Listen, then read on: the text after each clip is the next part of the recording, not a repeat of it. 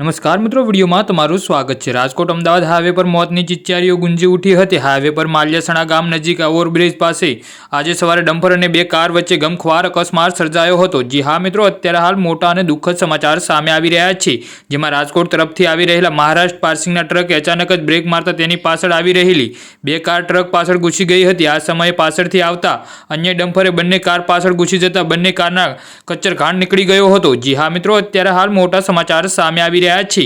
ત્યારે આ બંને કારમાં સવાર 3 લોકોના ઘટના સ્થળે જ મોત નીપજ્યા હતા, જ્યારે અન્ય એક યુવાનનું રાજકોટ હોસ્પિટલમાં ટૂંકી સારવાર દરમિયાન મોત થયું છે।